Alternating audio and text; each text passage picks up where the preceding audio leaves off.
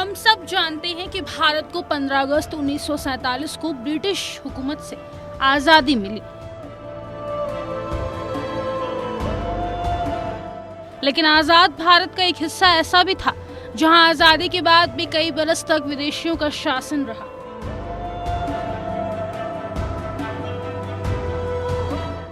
और इसे आज़ाद होने में 14 बरस और लगे।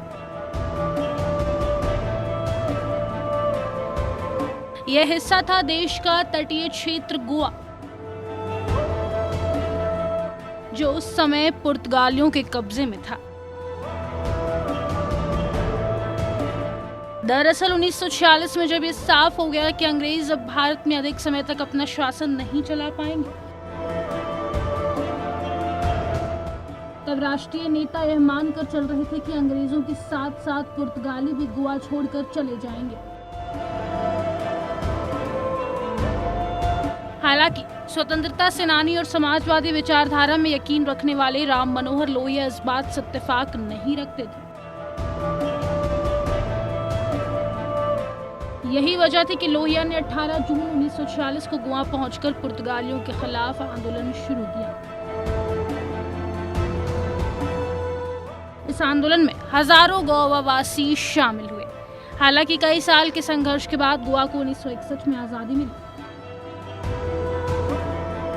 और इसके बाद गोवा भी एक स्वतंत्र राज्य बना। लेकिन इस इतिहास के पन्ने यहीं तक नहीं रुकते। इस गुलाम हिंदुस्तान को स्वतंत्र भारत बनाने के लिए न सिर्फ पुरुषों ने बल्कि महिलाओं ने भी अभूतपूर्व बलिदान दिया है।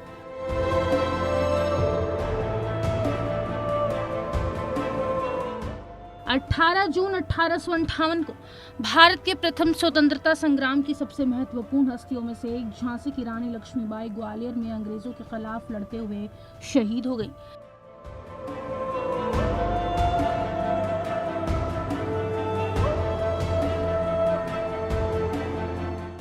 भारत के स्वतंत्रता संग्राम में कई स्वतंत्रता सेनानियों ने हिस्सा लिया, लेकिन रानी लक्ष्मीबाई झांसी रियासत की रानी लक्ष्मीबाई एक बहादुर और निडर महिला थी, जिन्होंने अंग्रेजों के खिलाफ बहादुरी से लड़ाई लड़ी और 18 जून 1858 को ग्वालियर में युद्ध में अपनी जान गंवा दी।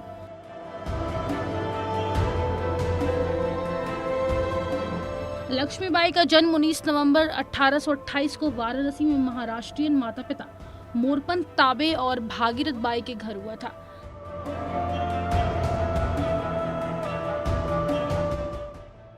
लक्ष्मीबाई का नाम शुरू में मणिकर्णिका रखा गया था और उनके माता पिता उन्हें प्यार से मनु कहकर बुलाते थे।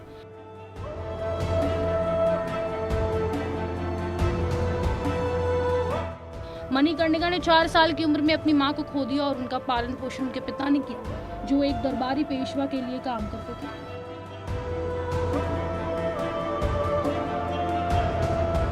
पेशवा छोटी मणिकर्णिका से बहुत प्यार करते थे और उसे छबीली कहकर बुलाते थे, जिसका अर्थ है चंचल। एक बच्चे के रूप में मणिकर्णिका की शिक्षा घर पर ही हुई और वह अपनी उम्र के अन्य बच्चों की तुलना में एक अविश्वसनीय रूप से स्वतंत्र बच्ची थी। शिक्षाविदों के साथ साथ मणिकर्णिका ने घुड़सवारी, बंदूक का उपयोग करके लक्ष्य पर निशाना लगना, आत्मरक्षा और तीरंदाजी का प्रशिक्षण लिया।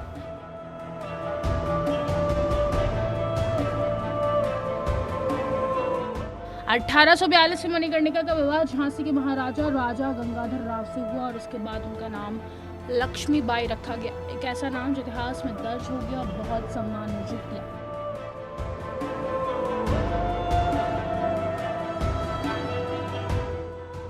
1851 में दंपत्ति को एक बेटा हुआ जिसका नाम उन्होंने दामोदर राव रखा। लेकिन दुर्भाग्य से बच्चा 4 महीने की उम्र में ही मर गया। अपने नवजात बेटे की मृत्यु के बाद राजा और लक्ष्मीबाई ने गंगाधर राव के चचेरे भाई के बेटे को गोद लिया, जिसका नाम आनंद राव था, जिसका नाम बदलकर दामोदर राव रखा गया।